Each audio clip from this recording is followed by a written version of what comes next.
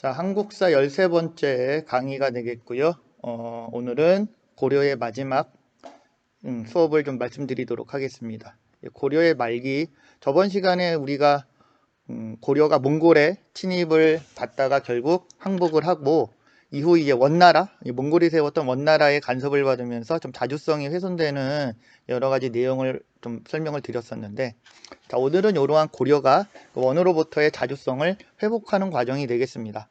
이 가능했던 이유는 잠깐 얘기하게 되면은 원나라의 힘이 약화됐기 때문에 가능하겠죠. 원나라, 이 원나라가 몽골이 세웠던 나라인데 단순히 몽골 초원뿐만이 아니라 이 중국 대륙을 전체를 장악하고 다 다스리게 됩니다. 그러니까 중국이 전부 다 몽골의 지배하에 빠져버리게 돼요. 몽골의 지배 아래로. 우리나라 같은 경우가 좀 낫다고 봐야 되려나? 이 간접 지배를 받았으니까. 어쨌거나 이제 중국 애들 같은 경우가 이 몽골의 지배를 받다가 전체적으로 몽골 원나라의 힘이 빠지게 되면서 여러 군데에서 좀 몽골의 지배를 반대하는 움직임이 나타나게 되고, 그 중에 주원장이라는 사람이 남쪽에 새로운 국가를 명이라는 나라를 건국하게 되고요. 명나라. 요게 이제 중국 애들이 한인이죠. 한인. 중국 한족. 중국 한인이 되었던 명이라는 나라가 등장하게 되면서 전체적으로 원나라를 중국 대륙으로 이제 밀어내기 시작하게 돼요. 자, 이러한 상황에서 고려 같은 경우가 딱 보니까 와우, 이게 완전히 찬스 아니냐. 이게 우리를 괴롭혔던 원나라의 힘이 전체적으로 약화되고 있으니까 이 틈을 타서 원나라로부터 자주성을 찾아야 된다라는 움직임이 나타나게 되고, 그게 바로 공민왕의 개혁으로 등장하게 되는 겁니다.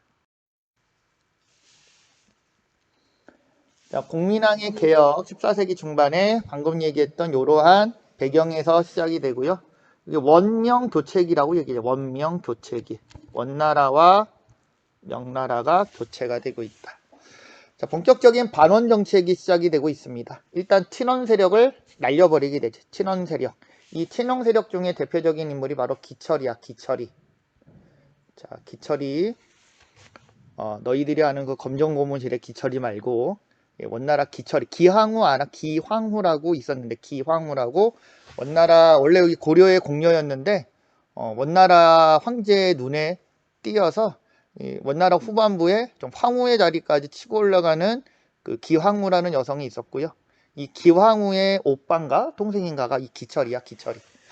이 기철이의 대표적인 친원 세력이 공민왕이 축청을 하게 되고 정동행성이 폐지가 됩니다. 정동행성이라는 거는 들어본 기억 있죠? 저번 시간에 우리 잠깐 나왔잖아. 원나라 간섭기 때 우리나라 내정 간섭을 했던 대표적인 기구 2개 있었지.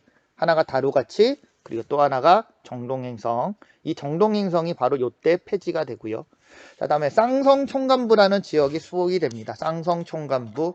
자, 마찬가지로 보시게 되면은 고려가 원나라한테 간접 지배를 받았지만은 직접적으로 좀 영토를 빼앗기기도 했잖아. 그 중에 요 지역이 바로 쌍성총감부라는 지역이 되겠고요. 쌍성총감부. 이 쌍성총감부를 아이고 이런 성자가 빠졌네. 쌍성총감부를 공민왕이 이 원나라로부터 무력으로 수복을 하게 돼. 근데 재미난 거는 이 쌍성총감부 수복을 할 때 이 지역에 있었던 고려 사람, 고려인이 원래 이제 고려 사람이었는데 원나라로 투항한 양반이 하나 있어. 이 고려인이 쌍성총감부를 수복할 때 공민왕을 좀 도와줘. 소위 말하면 이제 원나라 배신을 때린 거지. 고려 사람이지만 원나라 배신을 때리고 이 쌍성총감부 수복에 큰 공을 세우게 되는데, 이 고려 사람이 그래서 공민왕에 좀 그 여러 가지 신임을 받고 개경의 중앙 정치 무대로 진출하기도 하는 계기가 돼. 근데 이 고려인의 아들이 바로 누군지 아냐? 이 고려인의 아들이 이성계 씨가 되겠습니다. 이성계 씨. 그러니까 공민왕의 개혁 정책 같은 경우가 이제 쌍성총감부 수복이라든지 마지막 고려의 좀 개혁의 불꽃을 막 피우고 있었는데, 아이러니하게도 고려 멸망의 씨앗이었던 이제 이성계 같은 경우가 본격적으로 중앙 정치 무대로 진출하는 또 하나의 계기가 되기도 했습니다. 역사라는 게 좀 이런 식으로 많이 아이러니한 부분들이 많이 있어요. 다시 자, 쌍성총감부가 수복이 됐고, 깎였던 왕실의 호칭이라든지 관제들을 회복합니다. 원나라 간섭기 때 관제를 다 깎아내렸잖아. 그러니까 공민왕의 기억 공부할 때는 이전 시간에 배웠던 원나라 간섭기하고 같이 비교하면서 보면은 조금 더 너희들이 공부할 때 편할 수가 있어. 그러니까 원나라 간섭기 때 만들어진 게 폐지가 된다든지 또는 빼앗긴 거를 되찾는다든지 또는 깎여 내려간 거를 다시 제 위치로 올린다든지 그런 식으로 비교하면서 공부하시면 될 것 같습니다. 자, 그리고 몽골풍을 금지하였다. 몽골처럼 입고 다니고 얼마나 짜증나겠냐. 다 이제 금지하게 되는 게 공민왕의 개혁. 자, 그리고 왕권 강화를 본격적으로 추진하게 됩니다. 강력한 왕권을 구성하고 있어야지 개혁의 추진력을 얻을 수가 있지 않니. 권문세족, 이 권문세족이 바로 위에 있는 친원 세력이 권문세족입니다. 요게 같은 놈들이야, 같은 놈들. 자, 권문세족의 힘을 억압하고요. 정방이라는 거를 폐지합니다. 정방은 이거 예전에 한번 나왔었다? 니들 혹시라도 만약에 지금 기억하는 사람 있으면은 진짜 최고야, 최고. 엄청 대단한 거야. 이 정방은 무신정권 최후가 무신정권 최후 때 인사권을 담당하는 부서로 만들었던 건데 이 정방이 만들어지면서 국왕의 인사권이 막하가 된 거잖아. 그래서 공민왕 때 이 정방을 이때 폐지를 하게 돼요. 정방이 이때 폐지가 돼. 정방이 폐지가 된다는 거는 바로 인사권을 국왕이 회수해 간다라는 의미가 되겠고. 자, 개혁의 추진력을 얻기 위하여 새로운 지배 집단을 끌어들이게 되는데 그게 조금 있다가 설명드리게 될 신진사대부가 되겠습니다. 신진사대부. 요거는 신라 말하고 좀 같이 생각을 해보면 될 거. 신라 말이랬나? 신라 중대 신문왕 때 신문왕 기억나시죠? 네, 그 뉴스페이퍼 킹. 이 신문왕 때 진골귀족 세력을 억압하기 위하여 진골귀족 세력에 대한 정치적 견제를 위한 육두품이라는 새로운 지배 집단을 끌어올렸었잖아. 마찬가지가 되는 거야. 그러니까 권문세족에 대한 견제를 위하여 새로운 지배 세력을 끌어들이게 되는데 걔네가 바로 신진사대부가 되겠고요. 그다음에 전민병정도감이라는 개혁기구를 설치해서 요거는 신돈이라는 사람이 운영해. 신돈이 공민왕의 개혁에 이제 오른팔 역할을 했던 사람으로 재미난 건 이분은 스님이죠. 승려야.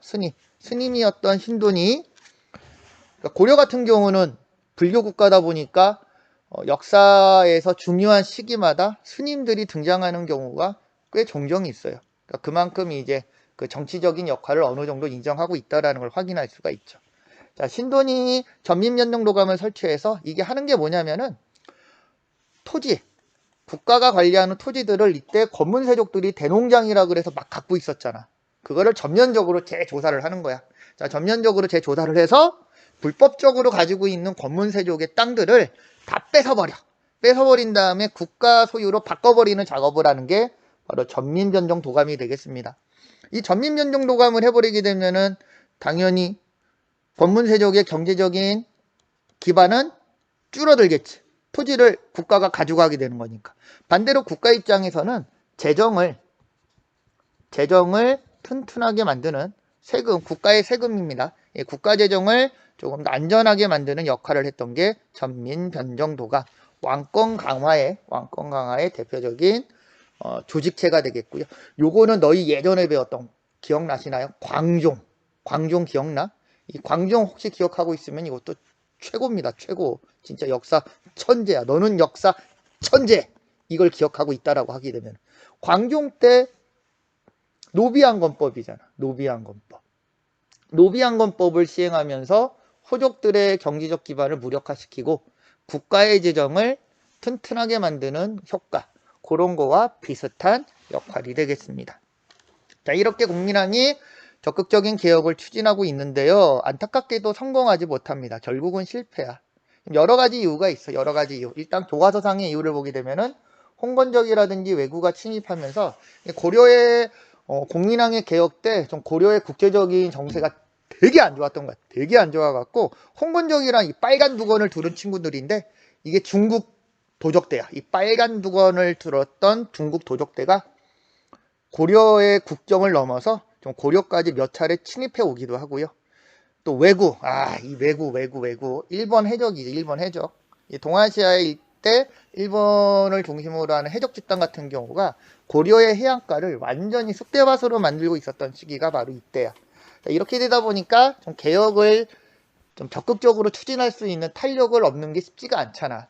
그런 어려움이 있고 또 당연히 이제 검문세족 같은 경우가 반발을 하겠지. 얼마나 열받겠냐. 자기네 권력을 최대한 지키려고 막 최후의 발악을 하는 거야. 최후의 발악을. 근데 이 검문세족의 최후의 발악을 공민왕이 결국은 이겨내지를 못합니다. 즉 신진사대부의 역할이 좀 약했고, 또 하나 좀 결정적인 게 이 신돈. 그리고 공민왕 하게 되면은 역사책에는 잘 안 교과서에는 없지만은 공민왕의 부인 노국공주라는 공민왕의 부인이 있어. 원래는 원나라 여자입니다. 원나라 여자. 왜냐면은 고려의 왕들 같은 경우가 원나라 간섭기 때 원나라 황제의 사위가 돼야지만 왕이 될 수가 있었잖아. 부마 기억나시죠?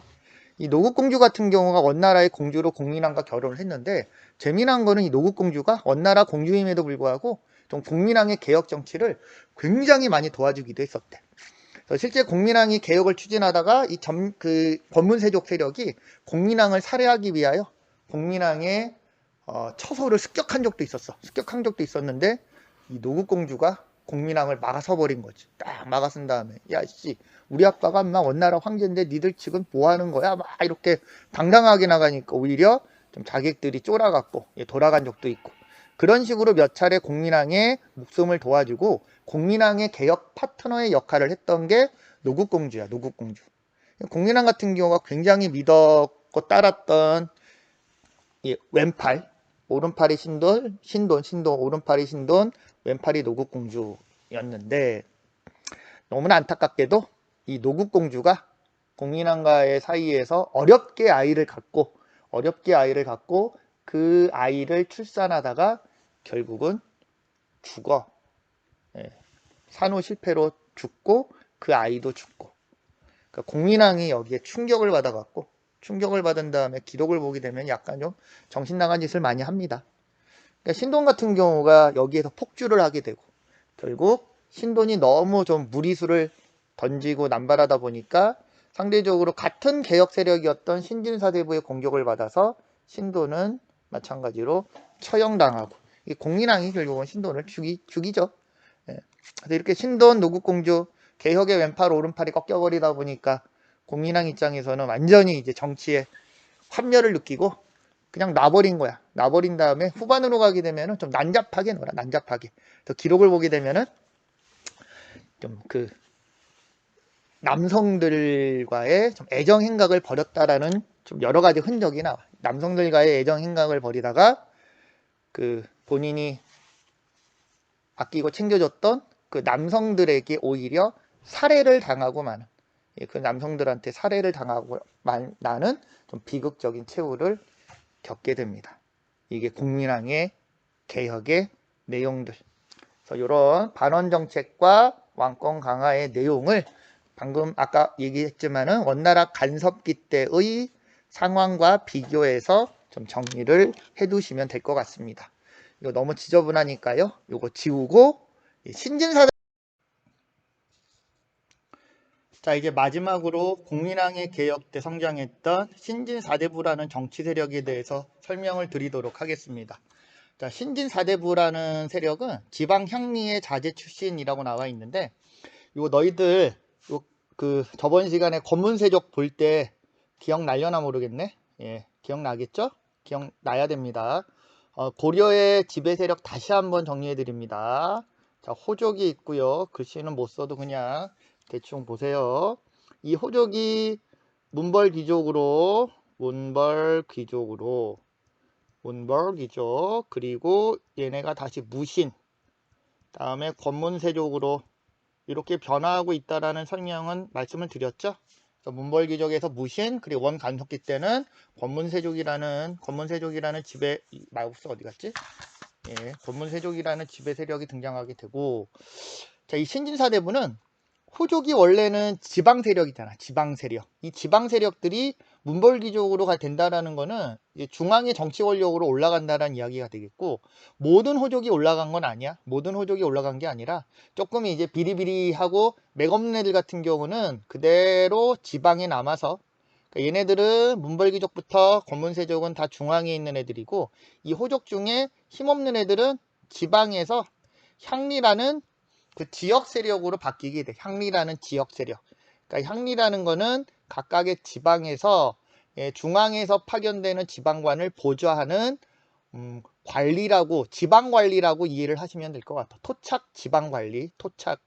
이 향리들이 근데 이제 어느 정도 지방에서는 그래도 좀 땅도 있고 좀 공부할 수 있는 여건이 되는 세력들 아니니. 그래서 이 향리들은 자기 자식들이 공부를 열심히 하길 바래. 공부를 열심히 해서 중앙에 관직으로 올라가길 바라고 있는데, 신라 때는 불가능했지만 고려 때는 그게 가능하잖아. 능력이 있으면은 시험을 통해서 관리로 진출할 수 있는 방법이 하나 있었죠? 그게 뭐지? 맞습니다. 맞는 거겠죠? 네. 과거라는 게 있었잖아. 과거라는 제도가 있었기 때문에 능력이 있으면은 시험을 쳐서 관직으로 올라갈 수 있는 방법이 있습니다. 향리 자식들 가운데 조금 이제 똘망똘망한 애들 같은 경우가 과거를 통하여 중앙의 정치 세력으로 올라가게 되면은 걔네들이 바로 신진사대부라는 세력으로 좀 자리를 잡게 돼. 신진사대부. 그래서 신진사대부, 향리의 자식 출신들, 그리고 지방의 중소지주라는 어느 정도 경제적인 좀 힘을 가지고 있고, 방금 얘기한 거 여기 있네. 여기. 과거를 통해서 관직에 진출했던, 그러니까 머리가 있는 애들이야. 자, 그리고 이러한 특징을 갖고 있는데 굳이 신진사대부라고 묶어서 부르는 가장 대표적인 이유는 바로 요겁니다. 성리학. 유교의 한 종류 중에 성리학이라는 유교의 한 종류가 송나라 때, 그러니까 고려 때 만들어지게 되고, 중국에서 만들어지게 되고, 이 성리학이 중국에서 고려로 넘어오게 돼. 그리고 이 신진사대부가 성리학의 매력에 푹 빠지게 되면서 이 성리학을 바탕으로 좀 새로운 사회를 만들고자 하는 생각을 가지게 됩니다. 따라서 이러한 특징들을 갖고 있는 지배 집단을 뭐라고 부른다고요? 신진사대부라고 부르게 되고, 이 신진사대부가 공민왕의 개혁 때 개혁의 동참 세력으로, 그러니까 권문세족의 잘못된 모순점을 좀 같이 고치기 위하여 활약을 했지만은, 아쉽게도 공민왕 때는 힘이 없어. 공민왕 때는 조금 이제 성장하는 세력이다 보니까. 그래서 공민왕 때 개혁은 일단 아쉽지만 실패로 돌아가고, 그래도 여전히 남아서 권문세족을 견제하고 좀 새로운 고려 사회를 만들려는 개혁 세력으로 남아있게 되는 거야. 자, 그리고 신진사대부는 다음에 얘기하겠지만은 외교적으로는 친명이라는 성향을 갖고 있습니다. 권문세족이 친원이잖아. 친원이고, 이 신진사대부는 친명. 설마 명나라 기억 못하는 건 아니겠죠? 방금 앞에서 얘기했죠? 공민왕의 개혁 때 중국의 대외 관계가, 원나라가 약화가 되고 중국이 세웠던 명이라는 나라가 서서히 힘을 키우고 있는 상황. 그 명나라와 친하게 지내야 된다라는 좀 외교적인 성향을 갖고 있는 그러한 특징을 가졌던 세력이 바로 신진사대부가 되겠습니다. 자, 이러한 신진사대부가 여전히 개혁을 포기한 건 아니라고 말씀드렸죠. 자, 그래서 조금 더 이 권문세족을 상대하기 위하여 새로운 세력이랑 결탁을 하게 되는데, 그게 바로 얘네들 신흥 무인 세력이 되겠습니다. 이 신흥 무인 세력이라는 집단은 공민왕의 개혁의 실패 원인 중에 하나가 요놈들이었잖아. 홍건적이랑 왜구들이 막 고려의 해안가라든지 아니면 국경을 어지럽히다 보니까 개혁의 추진력을 받지 못하는, 뭐 지금 같은 경우도 뭐 하려고 그러는데 저기 평양에 있는 그 형님이 막 뭐 쏘고 저거 쏘고 이거 쏘고 난리가 나면은 뭐 제대로 할 수 있는 상황이 아니잖니. 근데 이때는 그냥 쏠 뿐만이 아니라, 쏘는 게 아니라 막 쳐들어와서, 실제 홍건적 같은 경우는 우리 개경 수도, 고려의 수도가 두 차례 저 함락이 되기도 하고, 외구 같은 경우는 완전히 해안가를 쑥대밭으로 만들었기도 했어.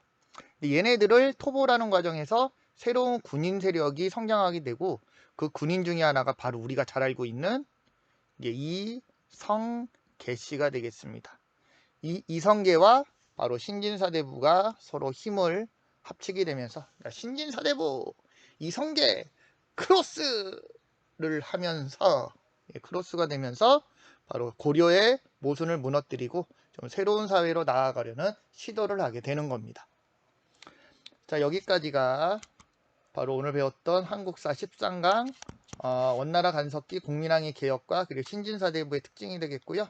다음 시간에 그렇다면은 이 신진사대부와 신흥 문인 세력 중에 하나였던 이성계가 어떤 식으로 새로운 사회를 건설해 나가게 되는지, 조선이라는 사회의 좀 건국 과정에 대하여 말씀을 드리도록 하겠습니다. 오늘 고생하셨고요. 수고하셨습니다. 다음 시간에 봅시다.